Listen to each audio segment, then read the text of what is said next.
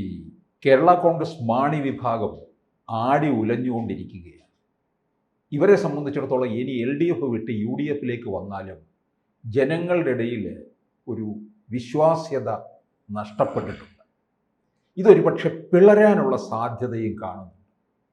ഒരു വിഭാഗം റോഷി അഗസ്റ്റിനും നേതൃത്വത്തിൽ, മറുഭാഗം ജോസ് കെ മാണി വിഭാഗത്തിൽ. എന്തായാലും കേരള കോൺഗ്രസിൻ്റെ ഭാവി 2026 തീർച്ചപ്പെടുത്തും അല്ലേ? ഈ UDF ഒരു മുഖം എന്തെന്ന് ചോദിച്ചാൽ മാണി സാറ്, മുസ്ലിം ലീഗ്, കുഞ്ഞാലിക്കുട്ടിയൊക്കെ അതായിരുന്നു മുഖം.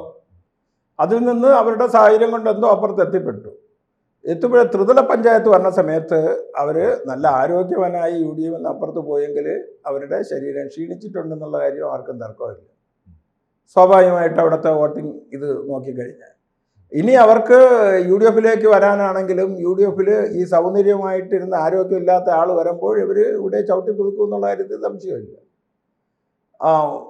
അണിയില്ലാത്ത ആളുകൾ വരണമെന്ന് പറയും. ജോസഫ് സാറും മറ്റും എന്തിനും ഇവർ ആളെ ഇല്ലാത്തവരെ എടുക്കണമെന്ന് ചോദിക്കും.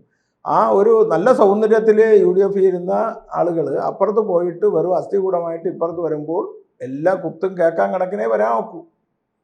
അതിൽ തന്നെ രണ്ട് ഭാഗത്തേക്കും അതിൽ നിൽക്കണമെന്ന് പറയുന്ന 2-3 പേരുണ്ട്. ഇങ്ങോട്ട് പോരണമെന്ന് മാണി സാറിൻ്റെ മകൻ ഉൾപ്പെടെയുള്ളവർക്ക് താല്പര്യമുണ്ട്. ഇത് ഏതാണ് നല്ലതെന്ന് നോക്കാൻ ചീഫ് വിപ്പായിട്ടുള്ള ജയരാജ് നോക്കിക്കൊണ്ടിരിക്കുകയാണ്.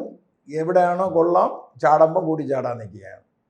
ഇതിൽ ആലോചിച്ച് ചാടിയാൽ എനിക്ക് പറയാനുള്ളത്, ഇവര് സൗന്ദര്യം നഷ്ടപ്പെട്ടിട്ട് തിരിച്ച് തറവാട്ടിൽ കയറാൻ വരുമ്പോൾ അവിടെ ഒരു ചിറ്റമ്മ നയം ഉണ്ടാവും എന്നുള്ള കാര്യത്തിൽ സംശയമില്ല. പക്ഷേ ദേശീയ തലത്തിൽ ശക്തമായിട്ട് ഒരു ഭരണം NDA കൊണ്ട് ഈ വിഭാഗം കത്തോലിക്കരും അതുപോലെ തന്നെ ഓർത്തഡോക്സ് വിഭാഗങ്ങൾ ഉൾപ്പെടുന്ന ആ പാർട്ടി NDA വരണമെങ്കിലോ അവരെ പരവതാനിയും പട്ടുമത്തയിലൂടെ നടത്തി സ്വീകരിച്ച് കൊണ്ടുവരാൻ NDA കഴിയും. കാരണം NDA പ്രതീക്ഷിക്കുന്ന ഒരു മേഖലയാണ്.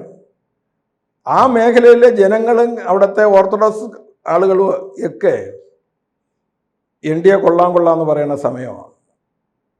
ഇനി ഈ അസ്ഥികൂടം UDF കിടന്ന് ആ അസ്ഥികൂടത്തിൽ ഇനി അവശേഷിക്കുന്ന മാംസവും നഷ്ടപ്പെട്ടിട്ട് വന്നു കഴിഞ്ഞാൽ NDA അവഹേളിക്കും. ഈ ഉള്ള സൗന്ദര്യത്തിൽ നേരെ കേന്ദ്രവുമായി സംസാരിച്ച് വന്നാൽ ഒരുപാട് ചാൻസ് ഉണ്ട്. ഇവിടെ ചാണക്യനാണ് മാണി സാർ ഇല്ലല്ലോ. മാണി സാർ ഉണ്ടായിരുന്നെങ്കിൽ ഇപ്പോൾ എവിടെയായിരിക്കും എന്നുള്ളത് എനിക്ക് നല്ല ഉറപ്പുണ്ട്. NDAയിലായിരിക്കുമായിരുന്നു. അദ്ദേഹം വലിയ രാഷ്ട്രീയ വീക്ഷണമുണ്ട്. മകൻ എത്രത്തോളം വീക്ഷണമുണ്ടോ എന്നുള്ളത് അറിയില്ല. കാരണം എങ്കിൽ ഇപ്പം വീണ്ടും അതിൽ ചെന്ന് ഇങ്ങനെ തള്ളിക്കയറി അവിടെ കിടന്ന് ചവിട്ടിപ്പൊതുങ്ങാൻ നിൽക്കൂ. അപ്പോൾ അവരുടെ ഭാവി, ഒരു രാഷ്ട്രീയക്കാരനെന്നല്ല എനിക്ക് പറയാനുള്ളത്, അവരുടെ ഭാവി NDAയിലാണ്. അല്ല, അങ്ങനെ വരുന്ന ഒരു സാഹചര്യം ഉണ്ടോ NDAയിലേക്ക് വരാനുള്ള? വരാനുള്ളതെന്ന് വെച്ചാൽ ഈ ക്രൈസ്തവ വിഭാഗം കൂടുതലും ഇപ്പം നമ്മൾ ചാനൽ ചർച്ചയിൽ നിരന്തരം കണ്ടു. റെജി ലൂക്കോസും ചാടിയത് രാത്രി 9 മണിക്കും കാരകോരം ചർച്ച, രാവിലെ നോക്കിയപ്പം പൂമാലയിട്ട് BJP അഭിഷേകം. ഞാനും ഇട്ട് കൊടുത്തൊരു മാല. അങ്ങനെ പഴയതുപോലെ ഒരു എതിരും ഇല്ല. ഈ തിരുവനന്തപുരം ജില്ലയിൽ തന്നെ സ്ഥാനാർത്ഥികൾ ജയിച്ച സ്ഥലം നോക്കണം. ചെമ്പൂർ എന്ന് പറയുന്ന ഒരു ബ്ലോക്ക് BJPക്ക് അറിയില്ല. 9 വാർഡ് വെറും ക്രിസ്ത്യാനി. പക്ഷേ ബ്ലോക്കിൽ ജയിച്ച ആളായിരുന്നു BJP. ഈ തിരുവനന്തപുരം ജില്ല അങ്ങനെ എടുത്തു നോക്കട്ടെ. അപ്പം ക്രൈസ്തവർക്ക് പ്രശ്നമല്ല, രാഷ്ട്രീയക്കാർക്കാണ് പ്രശ്നം. അങ്ങ് മണിപ്പൂർ വിള നടക്കണം, അവിടെ അടക്കണം, ഇവിടെ കൊടുക്കണം എന്ന് പറഞ്ഞ് ഇവരുടെ വെപ്രാളമാണ്. ഈ ആരാധനയുമായിട്ട് കഴിയുന്ന പള്ളിയിലെ ഈശ്വരവിശ്വാസിയായിട്ടുള്ളവർക്ക് ഇതെല്ലാം വീട്ടിലിരുന്ന് വീക്ഷിക്കുകയാണ് മോദിയുടെ ഭരണം.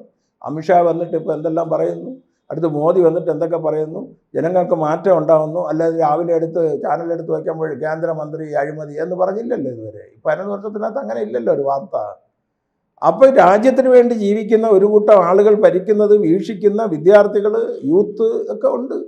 അത് തിരുവനന്തപുരം ജില്ലയിൽ പ്രതിഫലിച്ചിട്ടുണ്ട് ഇഷ്ടം പോലെ. എനിക്ക് തന്നെ ഒരു സ്ഥാനാർത്ഥി വെറും ക്രിസ്ത്യാനികളുടെ ജയിച്ചില്ല, 60 തൊട്ടേ ബാക്കിയുള്ളൂ. അവിടെ ജയിച്ചു. എൻ്റെ തന്നെ ഒരു സ്ഥാനാർത്ഥി ഒരു ബൂത്തിൽ മുഴുവൻ മുസ്ലിമായിരുന്നു. അവിടെ 1ാം സ്ഥാനത്ത് വന്നു. അപ്പം ഈ അടിച്ച് രാഷ്ട്രീയക്കാർ പറയണത് ന്യൂനപക്ഷങ്ങൾ അത് ചെയ്യുന്നു ഇത് ചെയ്യുന്നു എന്ന്. ഈ കുഴപ്പങ്ങളെല്ലാം ഉണ്ടാക്കണവർ നാദാപുരത്തൊക്കെ കുഴപ്പമുണ്ടാക്കിയത് ആരാണ്? ഇവിടുത്തെ സംഘപരിവാറ അല്ലല്ലോ, അതെല്ലാം കമ്മ്യൂണിസ്റ്റുകാരല്ലേ.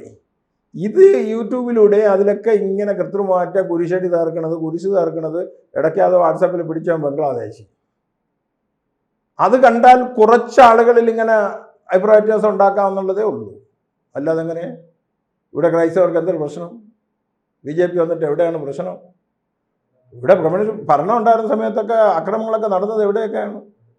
അവിടെയൊക്കെ സംഘപരിവാർ അല്ലല്ലോ, അതെല്ലാം കമ്മ്യൂണിസ്റ്റുകാരായിരുന്നില്ലേ? അല്ല, BJP-യിലേക്ക് ഒരു ക്രൈസ്തവ മുഖത്തിൻ്റെ ഒരു വലിയൊരു ഒഴുക്ക് ഇനി പ്രതീക്ഷിക്കുന്നുണ്ടോ? അങ്ങനെ അല്ല, ക്രൈസ്തവ മുഖം ഇപ്പോൾ ഇഷ്ടം പോലെ ഉണ്ട്. ജോസഫ്, നമ്മളെ കണ്ണന്താനം മുതൽ നമ്മളെ ജോർജ് മുതൽ ഇപ്പോഴത്തെ ജനറൽ സെക്രട്ടറി AK ആന്റണിയുടെ മകൻ, ഈ ഒരു മുഖം ഉള്ള ആളുകൾ നല്ല ആയിട്ടുണ്ട്.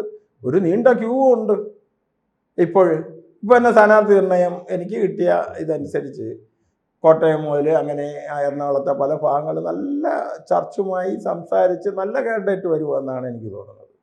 അവർ ക്രൈസ്തവർ NDA ഉൾക്കൊള്ളുന്ന സമയത്ത് അവരെ അംഗീകരിക്കാനും NDA തയ്യാറാണ്. അവരെ ആളുകൾ ജയിച്ച് വരണമെന്നുള്ളതും ആഗ്രഹമാണ്.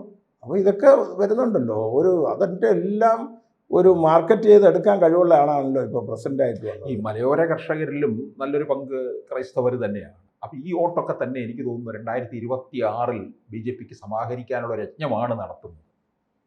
അല്ല, അത് കാര്യമായിട്ട് ആ പരിശ്രമമുണ്ട്. കാര്യമായിട്ട് വൈദികരിലായാലും ഈ ബിഷപ്പുമാരുടെ ഇടയിലായാലും ഒരു BJP എന്ന് പറയുമ്പോൾ, താമര എന്ന് പറയുമ്പോൾ തന്നെ താമര എന്ത് പാർട്ടിയല്ലേ, താമരയ്ക്ക് വിടാം, ആക്കും വിടാം. പണ്ട് പറഞ്ഞ പോലെ വട്ടെന്ന് കണ്ടൻ്റെന്നല്ലല്ലോ, ഇപ്പോൾ അവരും ആവാം, അവരും ജനങ്ങളാണല്ലോ, അവരിലും മാറ്റം വരുമല്ലോ.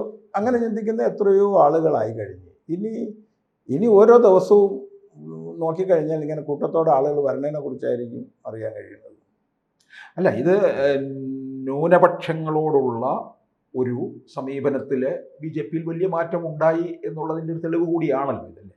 അല്ലേ, ഈ ന്യൂനപക്ഷങ്ങൾക്കെതിരെ അതിക്രമം നടത്തുന്ന പാർട്ടിയാണ് BJP എന്ന് പറഞ്ഞ് കമ്മ്യൂണിസ്റ്റ് പറഞ്ഞുകൊണ്ടിരുന്നവരെല്ലാം ഇപ്പോൾ BJP ആയി. രാവിലെ രാത്രി മുഴുക്കായിരുന്നു ചർച്ച ചെയ്യല്ലേ, ന്യൂനപക്ഷ പ്രകടനം മറ്റത് മറിച്ച് എന്നൊക്കെ പറഞ്ഞ ആളുകളെല്ലാം ഇവിടെ വന്ന് കാവി ചാളം വാങ്ങിച്ചിട്ടുകൊണ്ടിരിക്കുന്നതല്ലേ ഇപ്പോൾ കാണുന്നത്. അത് ഇവരൊക്കെ ചർച്ചയ്ക്ക് പറഞ്ഞയക്കുന്ന ആളുകൾ ഇവർ പറയണ കാര്യങ്ങൾ പറയാനുള്ള അധികാരമല്ലേ ഉള്ളൂ. അവരുടെ മനസ്സിൻ്റെ ഉള്ളിൽ മോഡിയുടെ ആ വികസനം ഇടയ്ക്കിടയ്ക്ക് കയറി കിട്ടി വരും. അങ്ങനെയല്ലേ രാത്രി വരെ ഇരുന്ന് സ്വപ്നം കണ്ടിട്ട് രാവിലെ ഉടുപ്പെടുത്തിട്ടുണ്ട് പാർട്ടി ഓഫീസിൽ വന്ന് മെമ്പർഷിപ്പ് വാങ്ങിച്ചുകൊണ്ട് പോണത്. അപ്പോൾ എല്ലാവരുടെ മനസ്സിലും ഈ പ്രസംഗിച്ച് നടക്കുന്ന കമ്മ്യൂണിസ്റ്റുകാരുടെയും കോൺഗ്രസ്സുകാരുടെയൊക്കെ മനസ്സിൽ ഇനി നമുക്ക് ഒരു തറവാടെന്ന് പറഞ്ഞ് ഓടിച്ചെല്ലാൻ പറ്റുന്ന സ്ഥലം ഇവിടെയാണെന്ന് അവർക്കറിയാം. കോൺഗ്രസ്സിലെ ഒരുപാട് വലിയ നേതാക്കളെല്ലാം ഇവരുമായിട്ടൊക്കെ ചർച്ച നടത്തിയിട്ടുള്ളവരാണ്. അങ്ങനെ എല്ലാവരും ഒക്കെ വന്ന് ചർച്ച നടത്തുന്നുണ്ടല്ലോ. ഒരു നേരത്തെ പോലെ അല്ലല്ലോ. ഇപ്പോൾ കോർപ്പറേഷൻ ഭരിക്കുന്നവർ, ഇപ്പോൾ അമിത്ഷാ വന്നപ്പോൾ മേയർ കൂടി വരുന്നു, അമിത്ഷാ കൊണ്ടാക്കുന്നത് മേയർ. നേരത്തെ അങ്ങനെ അല്ലല്ലോ, ഒരുപാട് മാറ്റമല്ലേ. അപ്പോൾ ഈ സ്ഥാനാർത്ഥി നിർണയത്തിൽ പോലും ക്രൈസ്തവർക്ക് വലിയ പ്രാതിനിധ്യം കൊടുക്കും. അങ്ങനെ വരുമ്പോഴായിരിക്കും ഈ പറഞ്ഞതുപോലെ ഈ ക്രൈസ്തവ മുഖങ്ങളുള്ള ഈ പാർട്ടികളൊക്കെ NDA-യിലേക്ക് വരാൻ പോകുന്നത്. ക്രൈസ്തവരെന്നോ മുസ്ലിമെന്നോ അങ്ങനെയല്ല, നല്ല സമൂഹത്തിന് ഗുണമുണ്ടെന്ന് തോന്നുന്നവർക്കൊക്കെ സീറ്റ് കിട്ടും. 50% യൂത്തിന് പ്രാധാന്യം കൊടുക്കും. അത് തീരുമാനം എടുത്തിരിക്കുന്നത്. അപ്പോൾ 150 സ്ഥലമാണെങ്കിൽ 70 യൂത്താണ്.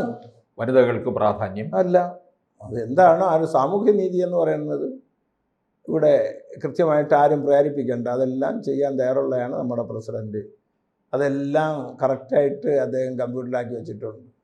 അതിനൊന്നും അദ്ദേഹത്തിന് ആരും ഉപദേശിക്കേണ്ടിയില്ല, അദ്ദേഹത്തിന് രാഷ്ട്രീയം പഠിപ്പിക്കേണ്ടിയില്ല. രാഷ്ട്രീയ മുഖമാണ് അദ്ദേഹം. കൂടുതൽ വാർത്തകളും വിശേഷങ്ങളും നിങ്ങളിലേക്ക് എത്താൻ ABC മലയാളം സബ്സ്ക്രൈബ് ചെയ്യുക, ബെൽ ബട്ടണും അമർത്തുക.